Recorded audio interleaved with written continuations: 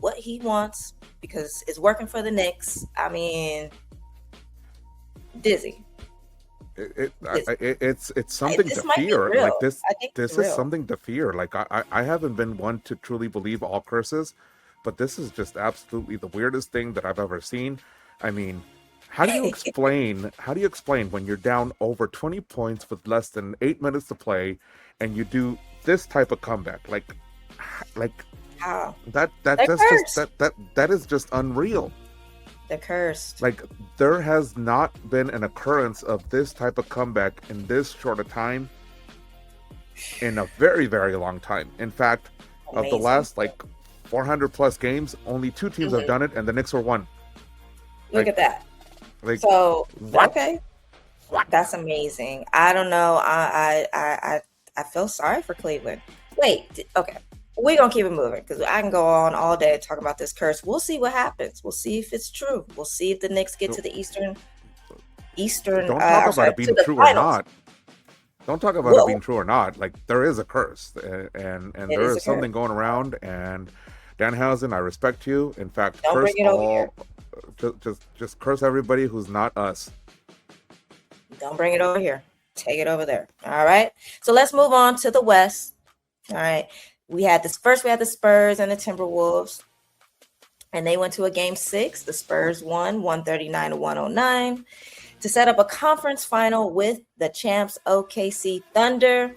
And then this is the first playoff matchup between two 62-plus teams since the 1998 NBA Finals between the Bulls and the Jazz. But before we continue with that amazing game 1 in the Western Conference Finals, let's give love and show some acknowledgement, not to Roman Reigns, but to SGA, who got MVP again, back to back. Yes, Shai Gilgeous-Alexander, he won the award, and well earned. Yeah, we'll give it to him. He's been doing his thing. He beat out the Joker and Wemby, which brings us back to game 1, because I think Wemby seeing SGA win that MVP award, I think it put a little spark under him. I mean, it happened right before game 1, so. And why would they do that? That's so messy.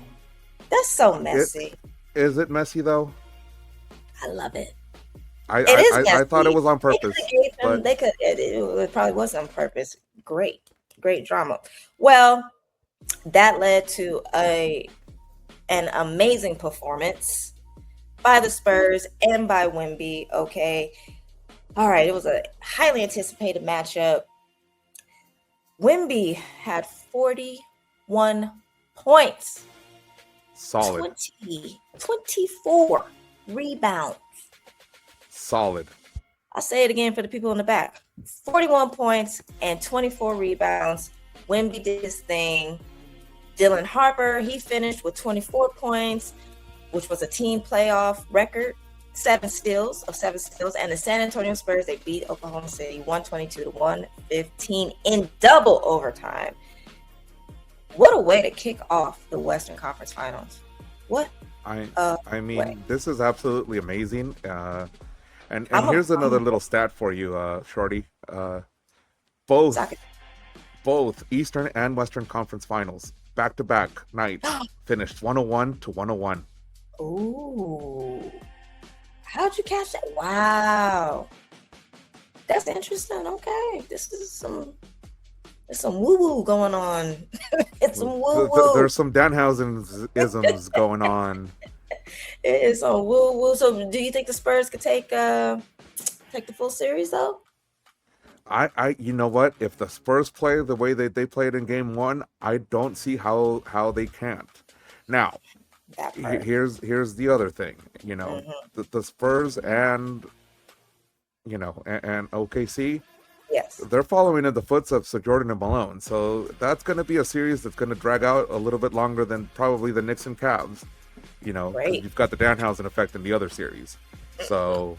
It might be a sweep on that side, huh? So we might see the Eastern Conference finish quite soon, and we may not get all the flavor in the West. I mean, West. These four teams are by far the hottest four teams in the association right now.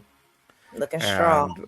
And the Knicks are the ones who look like they got that edge because of, I don't want to say it, but they've got that Danhausen edge. They got the Danhausen. They got the damn Danhausen. Well, we'll see what happens.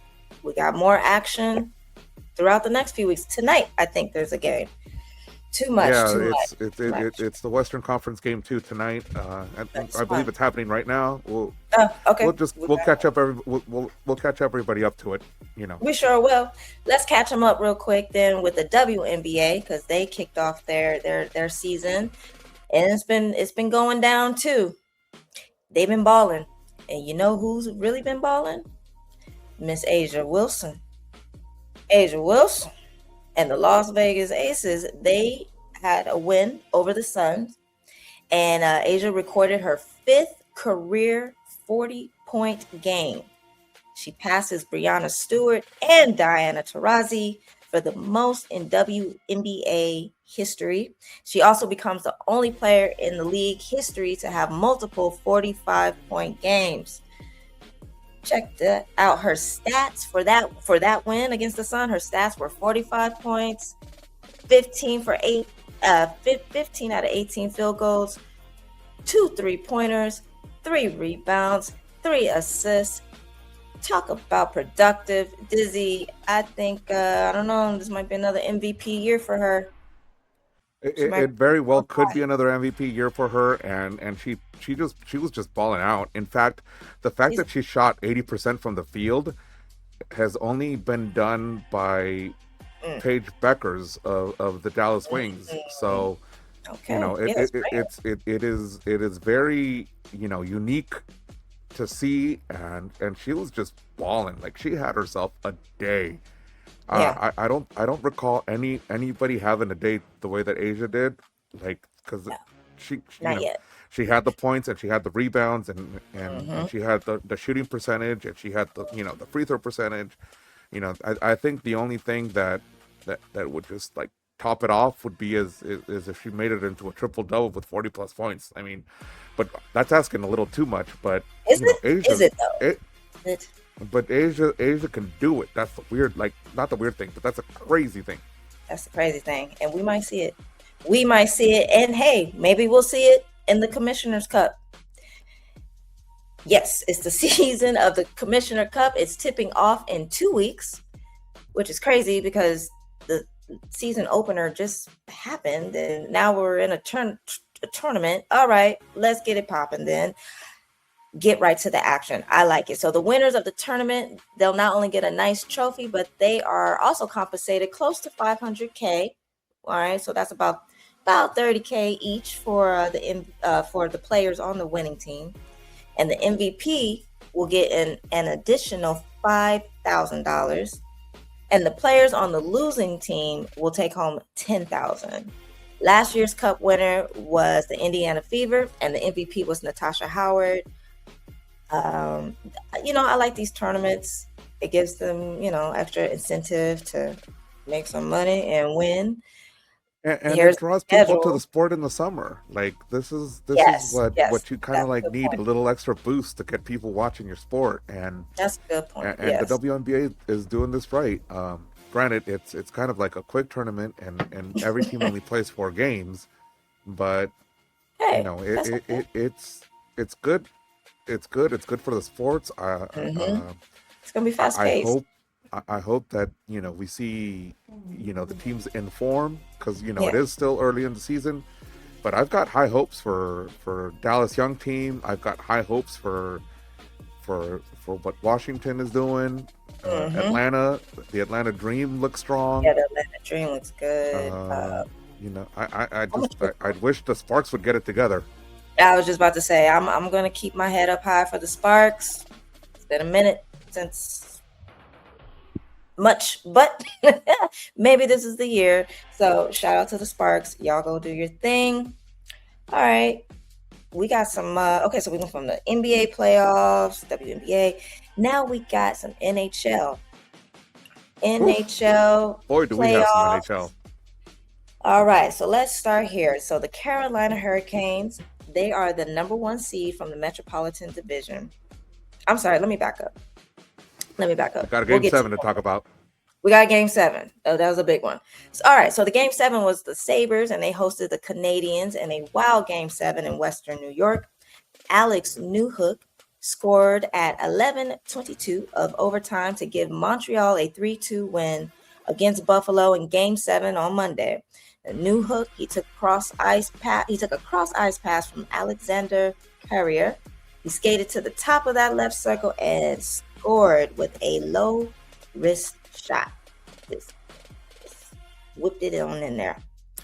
Yeah. All right. One thing to talk about here, you know, the Canadiens as a franchise have the most Game 7 wins in NHL history. Oh, That's 17 Game 7 wins all time. they do it. You know, you don't want to face them in a Game 7 because they tend to win them more often than not. That's impressive. Well, the Carolina Hurricanes will be facing them. Right? They've been sitting around for a little bit. Yep, the Carolina Hurricanes are gonna face the Canadiens. That's right. In the Eastern Conference Final, Game 1 of the best of 7 series will be in Raleigh, North Carolina, on Thursday night on TNT. Dizzy, do you feel the Canes will be ready, or have they been iced for too long after sweeping the Flyers? How long have they been sitting? They've been sitting around for a week. They've been sitting around for a whole week. What are they doing? Oof. Hopefully they're practicing and getting the strategy. They've been sitting around for a while, but the Canadiens are on a roll, and they took care of the Sabers, who were the top team in the Atlantic.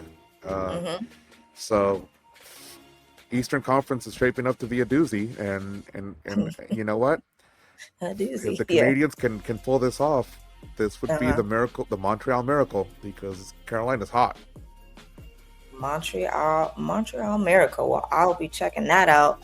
Because meanwhile, in the West, though, in the Wild Wild West, we got the Colorado Avalanche, and they're going to face off with the Vegas Golden Knights. That series is going on right now on ESPN. And Dizzy, my money is on Vegas. I don't know. I just got a feeling. I just got the feeling. You know, it's a good feeling to have. Vegas took care of the Ducks in the previous round, but the Avalanche, they're rolling. You know, they are the top team in the West. They were the top team in the Mountain. Okay. I don't know. Like, you got the top 2 teams, the Pacific and the Mountain, going at it. It's going to be a tough series for both sides. I think I give the edge to Colorado only because they have home ice advantage, and if the series prolongs, if they play the last game in Denver and playing at the Mile High, you know, if you're not ready for it, Colorado, it's rough. Different. Yes, you're right about that. Okay, well, they might give the Knights a little trouble. Hopefully Danhausen doesn't skate his way onto the ice and cause chaos in the NHL as well. Why do you have to invoke him? Why are we invoking him? Like, Danhausen, I love you. Say WWE and with the Knicks. Stay with the Knicks. Stay with the Knicks. Don't mess with my hockey. Don't mess with my hockey. Oh, all right. Well, never mind about Danhausen. Stay with the Knicks. But check it out, Dizzy. We got a professional women's hockey league. They announced Tuesday an expansion to San Jose, California, rounding out the league's 4-team expansion class set to debut for the 2026-27 season. The PWHL San Jose will play its home games at SAP Center, and they'll train at Sharks Ice in San Jose, following an expansion bid led by Sharks Sports Entertainment and the city of San Jose. That's love wonderful. That is wonderful. They're expanding. Okay, it's a great thing that they're coming to California. I can't wait for LA to get a team, hopefully in the near future. You know, this is absolutely, you know, a sport that has gone quite under the radar. but we're talking about it and we're giving it some love because Mm-hmm. you know, the women who play hockey, we saw it in the Olympics, they ball or they Mm-hmm. hit hard. They deserve it. You know, it's just wonderful to see that San Jose is getting a team. Hopefully LA is next. You know, I'm willing to make a trip up to the Bay just to watch it. You know, I don't say Yeah. that often, but I'm ready. I am ready for next season. I am Same. ready to see San Jose join this league. You know, and the league is growing. The league is growing. You know, just Mm-hmm. talk about what happened in Game 3 in Ottawa. Yeah, it's still growing. It's still in Ottawa. Wow. Ottawa had 16,894 fans to come Playoff see record. a playoff. No, that's a playoff record. That's a playoff record. Wow. Well, Dizzy, you get the season tickets when LA gets a team, and I'm there. I am there. Now, question: You know I will. Do You they- know I will. do they?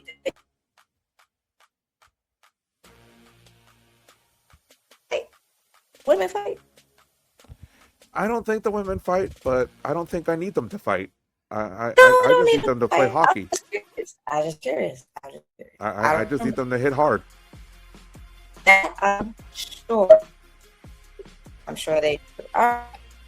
Let's see how I get this one. It's all. We're on to done where the Braves are freaking on fire. The hot Atlanta Braves became the first team in Major League Baseball to reach 30 wins this season, achieving the milestone on May 13th with a 4-1 victory over the Chicago Cubs at Truist Park. And that's under the new manager, Walt Wise. The Red Hot Braves are first place in the National League East. Good for them. Atlanta. I'm not mad at it. Meanwhile, the Tampa Bay Rays, they became the first American League team to reach 30 wins this season. They had a 6-3 victory over the Miami Marlins. It was powered by home runs from Junior Caminero and Yandy Diaz. This achievement marked their 18th win in 22 games and placed them firmly at the top of the AL East standings. All right, so we got that's just the East. That's just the East. Moving on. We got Juan Soto. He's swinging that bat. That's right. Juan Soto managed to provide Friday's lone bright spot for the Mets, who lost to the Yankees 5-2. But Soto had his 250th career homer off the Yankee pitcher. New York. That's right. I went over the left center field fence in the 7th inning, becoming one of only 7 big leaguers to amass at least 250 homers and 95 stolen bases before the age of 28. Our friend Juan, he's only 27. He's got more to go. All right. The other 6 are legendary names: Alex Rodriguez, Ken Griffey Jr., Mickey Mantle, Mike Trout, Frank Robinson, and Andrew Jones.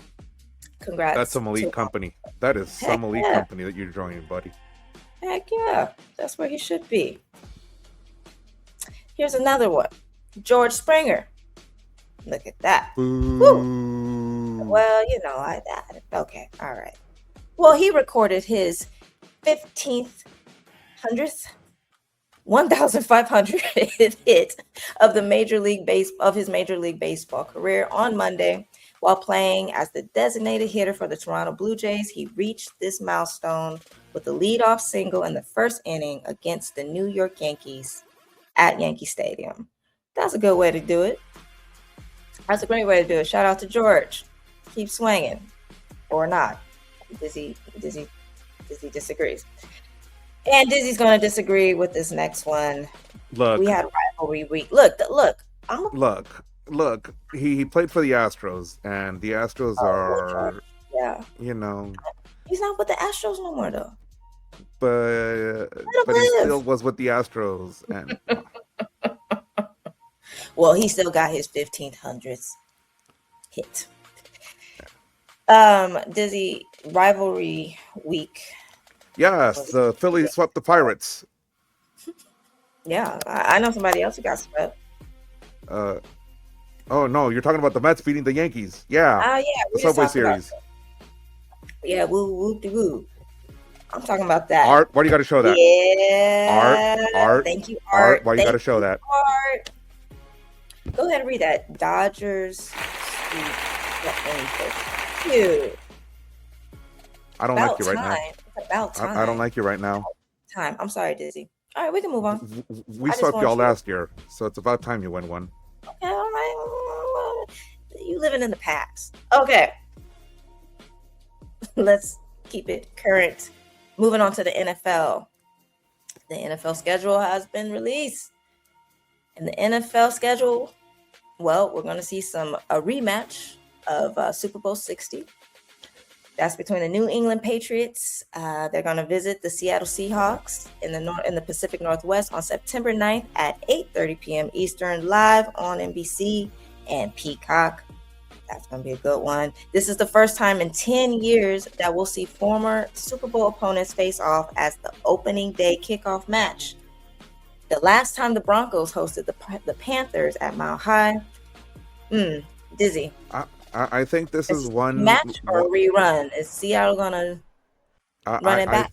I think because it's early in the season, there's a chance that both teams are going to come out a little bit flat.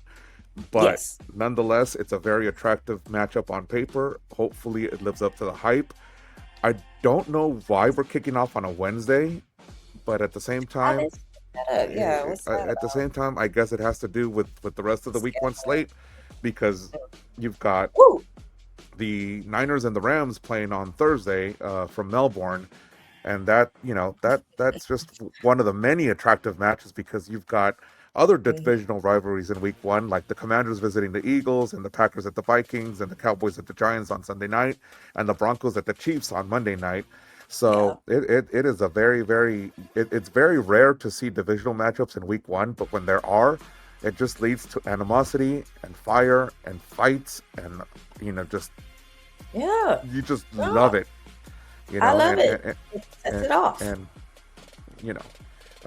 which matchup am I looking forward to the most? I believe I'm actually looking forward to seeing the Niners and the Rams. I'd like to see how that feels in Australia. Unfortunately for both fans of the Niners and the Rams, they've got to travel all the way across the world to go see that matchup. Makes no sense. I get it, but that part makes no sense. But at the same time, they got so much love in Australia with that one commentator or news broadcaster that called the Niners the 69ers. It was quite the viral clip. I missed that one. We'll have to look it up and bring it back to life. But not the 69ers. Woo! See what was on his mind or her mind. It was her. It was a she. It was a girl. Moving on. Mr. Aaron Rodgers. He's back. Is he not retired yet? I'm starting to think he doesn't know how to do anything else. Like, he knows how to do ayahuasca. Well, go do some ayahuasca. You know what? Let me not hate on the man. Hell yeah. Go ahead, get you another year. He signed for $15 million. Incentives is going to pay him up to $25 million. I would be still playing too. I would. Yeah, no, I mean, if you're throwing that kind of money at me, I'll play too. Like I can go throw a football 5 yards and take a hit. Like I could do it. 15 million guaranteed. Hell yeah. Hell yeah. Put me in, coach. Put me in, coach. Watch me. All right. Well. Oh, so here's some fun news here. We got some girls flag football. Okay. Now we don't normally talk about the ends. Well, sometimes we talk about the NCAA. But let's take it here. The flag football took a big step Tuesday, receiving a formal recommendation to become an NCAA championship sport. Its first championship is projected to occur in 2028. I love this. Dizzy, I always thought flag football had been in when I was in school, I think I would have went to the league. Whenever there's the league, I would have went. The league isn't too far away. The league is like the next step. But let's talk about how important this is, because in the 2028 games, flag football is an Olympic sport. Yeah, it's moving. So it's picking up, and I love it. It's some very talented players out there.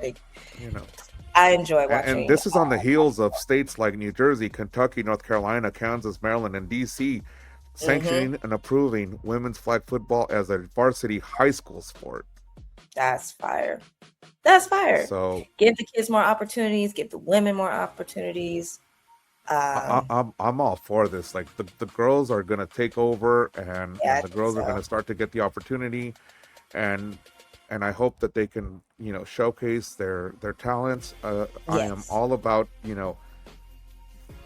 just expanding the sport and giving everybody a fair shot. Absolutely. We'll keep an eye on the flag football space.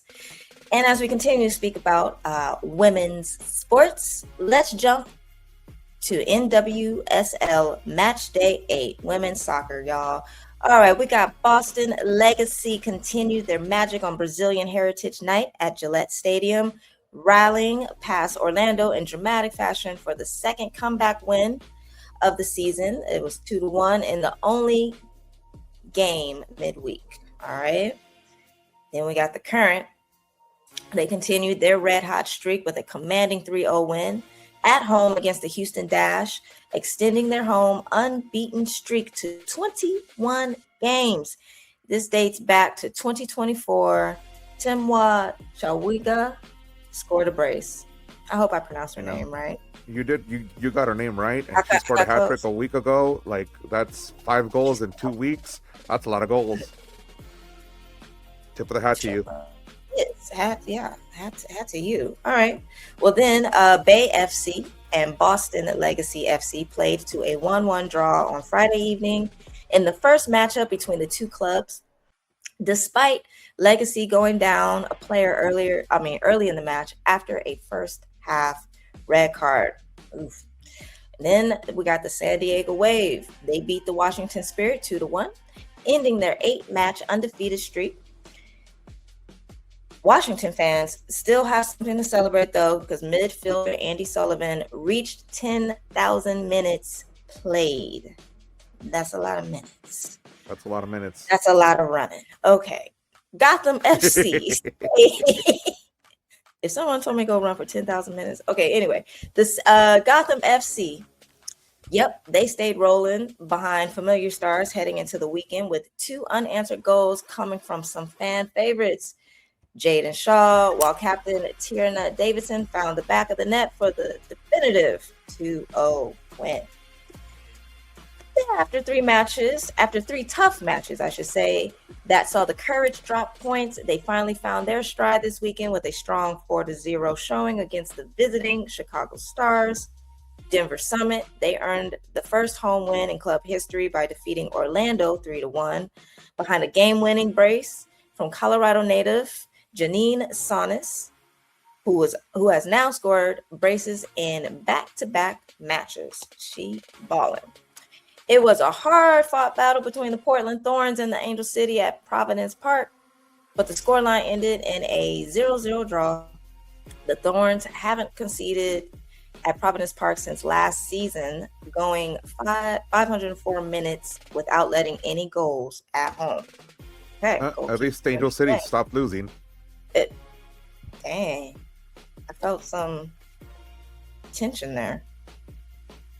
Dizzy, you all right? A little bit. Okay, all right. It's just they started off 3-0, then they lost 4, and now they finally tied. It's like, what are you doing? Like, come on. All right. Well, the Royals, they're officially on a roll and are now unbeaten in 8 straight games since losing the first 2 matches of the season. This was a 2-1 victory over Racing Louisville FC for Utah. And that's the women's soccer. Let's go to the MLS, shall we? Yep, MLS play. It was another double header week with most teams playing Wednesday as we quickly approach the extended summer break because of this year's World Cup. Let's not forget, it's right around the corner. Let's focus on the table leaders action on match day 13. All right, we started in the East where the number 2 New England Revolution hosted number 1 Nashville SC. The Revs had been invincible at home until Wednesday. Nashville midfielder Brian Acosta scored 2, and Madrigal added another as the Revs lost 3-0. Look at him smiling. That's so funny. he's a happy kid.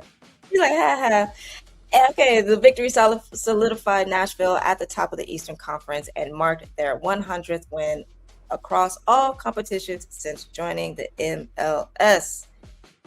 Meanwhile, Dizzy, what we got in the West? Seattle Sounders defeated the San Jose Earthquakes 3-2 in Lumen Field.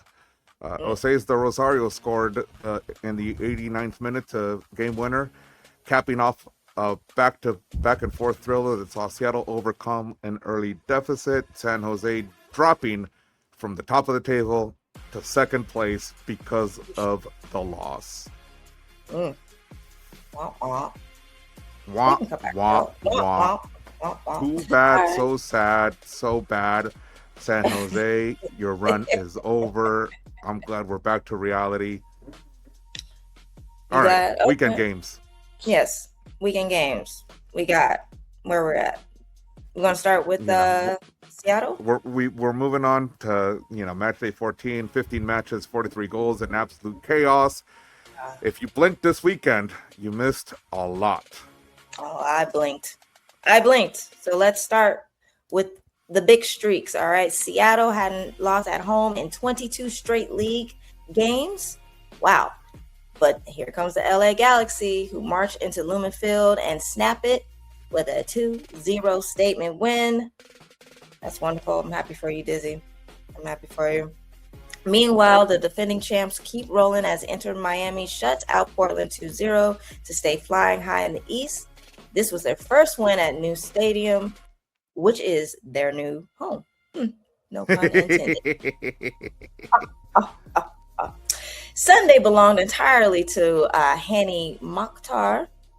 We're going to go with that. Nashville Star drops a casual hat trick, including 2 ridiculous free kicks to lift Nashville over LAFC 3-2 in an absolute classic. And then the regional rivalries didn't disappoint either. Nope. The Hudson River Derby ends in a tense 1-1 split between the Red Bulls and NYCFC. Over in Florida, Orlando and Atlanta, they battled to an identical 1-1 draw. And the Eastern Conference heavyweight clash between Philly and Columbus finishes deadlock at 1-1. In fact, stalemates were the theme of the weekend. DC and St. Louis also tied 1-1. The newcomer, San Diego, hosted Cincinnati in a 6-goal thriller that ended up 3-3. But there were plenty of teams that were taking all 3 points. In a tough defensive battle over the weekend, Houston held home ground in a clean sheet, beating Vancouver 1-0. Charlotte, they dominated Toronto 3-1. New England edged past Minnesota 2-1. Real Salt Lake took the bragging rights home in Colorado against Colorado, winning 2-1. And on the road, Sporting Kansas City took 3 points, beating Austin 2-1. The Chicago Fire beat CF Montreal 2-0 in Montreal. And in the shocker of the weekend, San Jose dropped yet another game, losing 3-2 in a shootout against FC Dallas. 15 games in the books. Which result do you think surprised you the most? Drop that in the comment section. We are ready and eager to hear your thoughts on this. I was quite shocked, to be honest, that the Galaxy went up and shut out Seattle at home. I expected it to be a tough match. I was hoping we would get the win. I didn't think we were going to look as good as we did. Really? You gotta have faith, man. You gotta have faith. I have faith, but I'm also a realist. Okay, respect. You know your team. You know your team. That's a fan right there. That's a fan. Well, no problems with that. Hopefully Galaxy will continue to make you proud. But Dizzy, what's going on? I see people are getting fired again. Again. Two more Again. coaches. At the end of it all, we saw 2 more high-profile MLS coaching changes this week. Nico Estevez was fired by Austin FC, and Henrik Rydstrom was relieved of his duties by the Columbus Crew. Both clubs made the drastic mid-season dismissals just ahead of the extended 2026 FIFA World Cup break to allow their interim managers time to reset the teams. They're not playing. They don't play in soccer. You got to bring the results, or you will I don't be. think that they got a fair shake, but at the same time, Probably. I also Yeah. understand the management and the ownership expecting more or better results. It's just, you know, It's unfortunate, but it's unfortunate to see people lose their jobs, but at the same time, it's a little bit expected. As of, you know, speaking of the World Cup, many of MLS's, you know, players are getting called up to their national teams. The most notable call-ups, you know, Lionel Messi and Rodrigo de Paul for Argentina, both are with Inter Miami. Oliver Giroud is going to be in France's goalkeeper lineup. He plays for LAFC. Facundo Torres, he's a standout winger. He's going to be, you know, suiting up for Uruguay. He plays for Austin FC. Son Heung-min got the call-up for South Korea. He's part of LAFC's team. Peter Musa and Marko Pasalic both got called up for Croatia. That's, you know, huge considering, you know, most of Croatia's call-ups are from the big European leagues. Steven Moreira gets a call-up from Columbus to Cape Verde as they start their debut and Cinderella dream of making it deep into this World Cup. And then you've got 3 Haitian players, Derek Etienne, Danley Jean-Jacques, and Lucius Dietzen. They play for Toronto, Philadelphia, and Dallas. The trio will help guide Haiti's World Cup hopes as it's their first appearance in over 5 decades. You know, wow. The amount of kids that are getting the opportunity to shine for the country coming from MLS is absolutely great. And the reason we're not talking about the U.S. men's team yet is because we won't know until next week who's on the roster, as it's going to be part of a big show on Fox. Wow. It's going to be part of a big show on Fox on Tuesday, May 26th. We'll be talking about this next week as Mauricio Pochettino will officially reveal the 26 men who are going to get called up for Team USA. Okay, let's make a whole event out of it. I love it. The suspense. All right. Looking forward to the World Cup. For those who don't make it. And the what? What did you say? The heartbreak for those who don't make it. And the heartbreak for those who don't make it. The drama. Dizzy, there was some drama over in NASCAR. Well, not really. Some good drama. Some good winning drama. All right. Over in Dover, Delaware, it was the setting for this week's NASCAR Cup Series All-Star Race. And for the second time in his celebrated career, there he is. Denny Hamlin won it from pole position, making the pass for victory over his Joe Gibbs race teammate, Chase Briscoe, with 29 laps remaining to claim the winner's $1 million check. Get your check, buddy. Get that check. Right. Again, another one. If there's $1 million on the line, I'm racing. Call me Denny Hamlin. Hamlin's number 11, Joe Gibbs Racing Toyota, went on to win by a 0.887 second margin over Briscoe's number 19 JGR Toyota, prevailing in the 200-lap final segment of competition in the 3-phase non-points race. Oh, there's that check again of the $1 million prize. Hamlin smiled, and he did not hesitate to say, he said, "I'll probably give it to Mama." And it's an especially moving gesture considering he unfortunately lost his father this past December in a fire that destroyed his parents' home. Heartbreaking. Heartbreaking, and at the same time, you know, I'm happy that he won, and I'm happy that he's choosing to give the money to Mama. Yeah, that's good. It's a difficult rebuild, especially when there was not just loss of property but loss of life. Like that's just really heartbreaking. Very heartbreaking. Not enough money in the world could replace that, but happy to see him win, put a smile on his mother's face. A few other people got some smiles on their face because apparently love was in the air over at Dover. And that's right. That's what I said. Okay, so two couples became engaged on the track. Now, both of the men, as you see here, as you see them proposing, both of the men who proposed were wearing Chase Briscoe shirts, to which the Joe Gibbs racing driver, he posted the comment. He posted, "Nice shirts, the both of you. It must be why the ladies said yes." Beautiful story. Congratulations to these two couple. That's so romantic. On that hot asphalt. I don't know if it's romantic, but it's definitely a proposal that you're not gonna forget. No, not gonna forget. And you had a shout out. You had a shout out from Chase Briscoe himself. So I wish that just make sure you screen capture it, because that might disappear. Well, I'm sure they captured it and shared it and everything. Well, all right, so that's it for NASCAR. We got now, check it out. Ronda Rousey. Ronda Rousey is back, and she came back with a big win back in the Octagon. Let's see, we saw the MVP on MVP, the debut of MVP MMA on Netflix. 17 million unique impressions saw the main event between Ronda Rousey and Gina Carano. And unfortunately, though, for Netflix, if you blinked, you might have missed the match, because it took Rowdy Ronda Rousey 17 seconds, just 17 seconds to defeat Gina Carano via submission. Oh, yeah, I would have tapped out too. Ronda looked like the UFC fighter of old. However, she told the Inglewood crowd she was honored to have fought Carano, but she said she's done.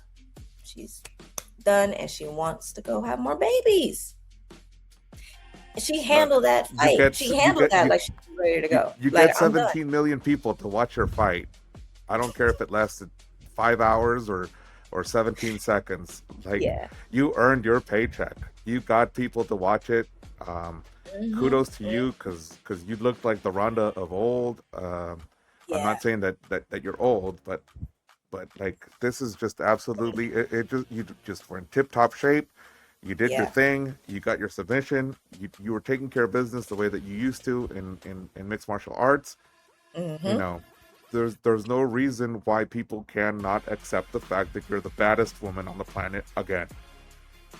And she said, "Mic drop. I'm done. Don't come knocking on my door again." That was the last submission. Shout out to Ronda. I wish her the best. And shout out to Gina too. Hell. Gina,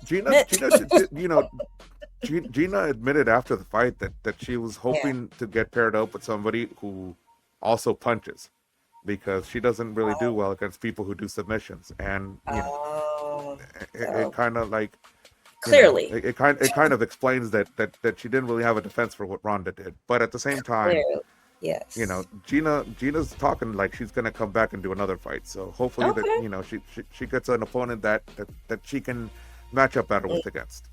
Ronda proved to be too much.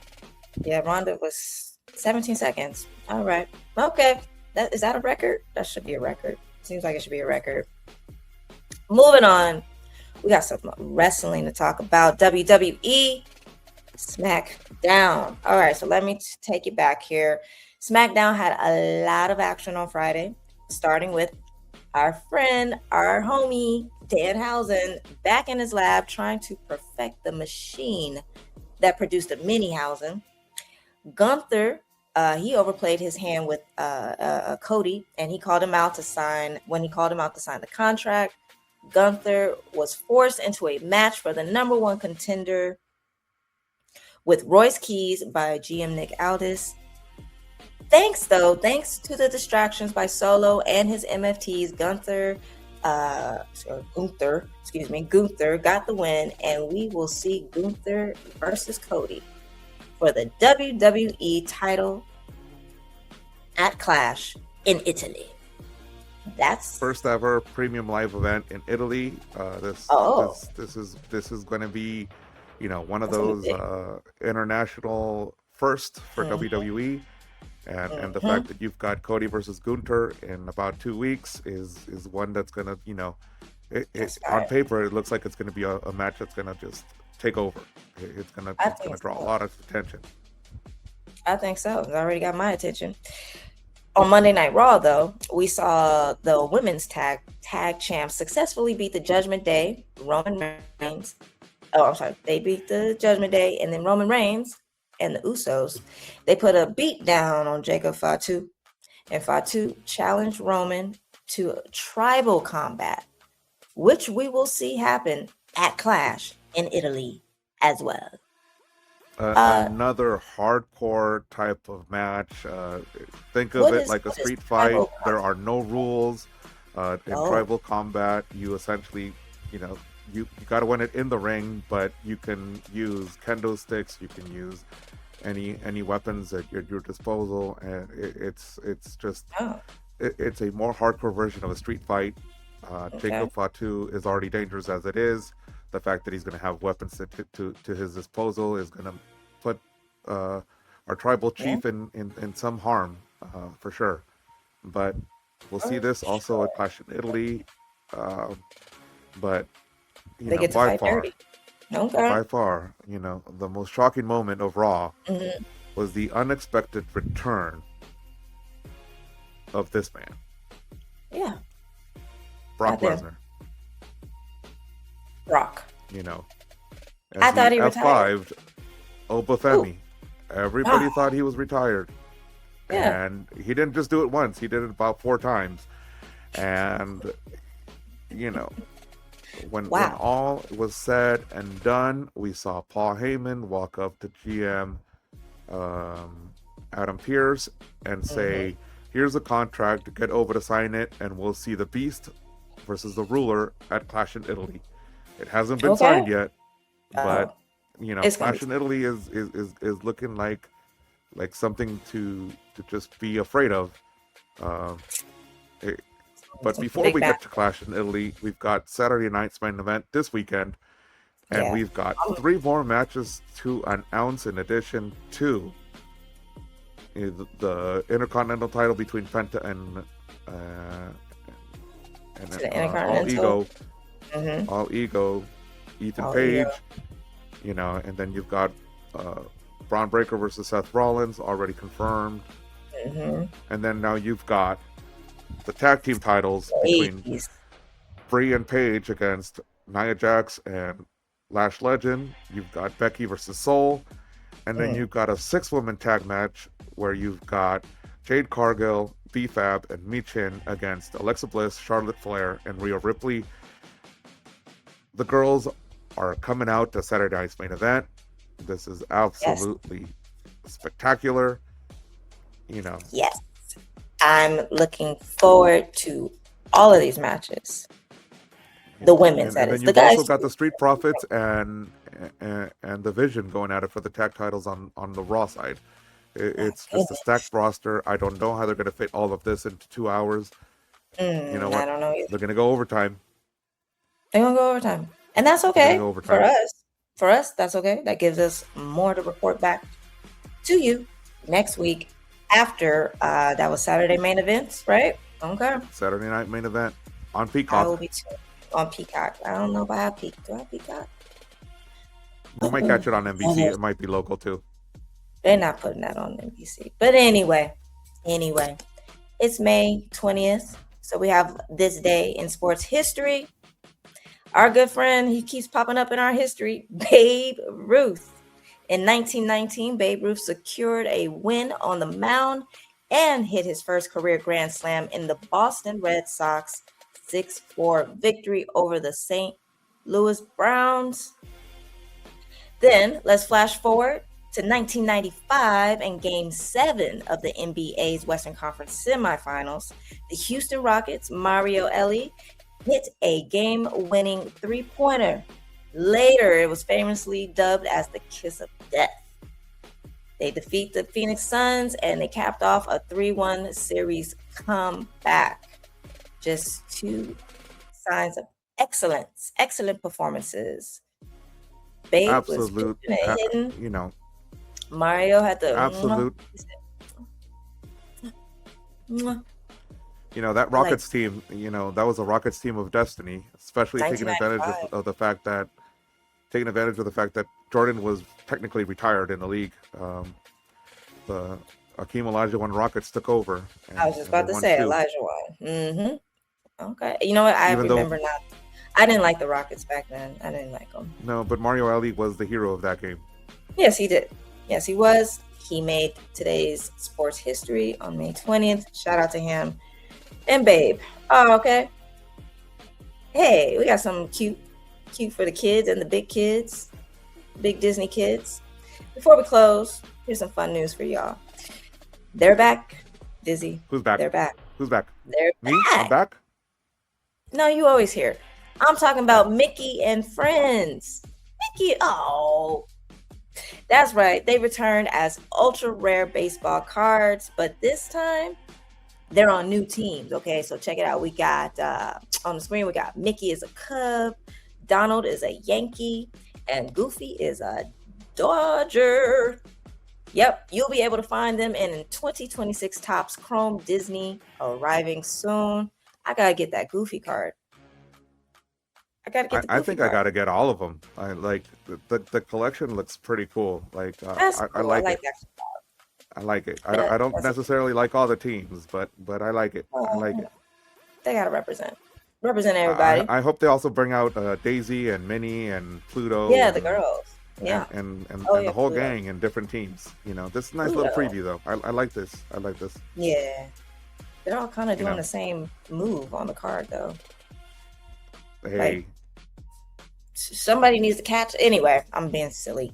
Okay, you're Busy. being too picky. You're being too picky. I'm just saying, if I was collecting them, it'd be cool to see them do with different stuff. I get it. I get it. Okay, thank you. We Just gotta find meet my before we wrap up. We gotta meet Megan Machowicz, a high school PE teacher from Virginia Beach. She started making Okay. videos like this one.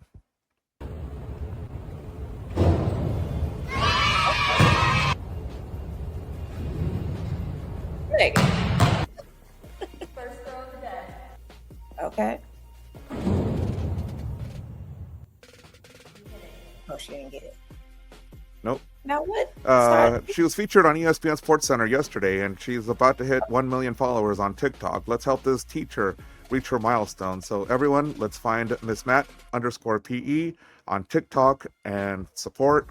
I'm definitely gonna start following. I really wish I had fun PE teachers like her, and not the Yeah. high school football coaches that I had. Uh-oh.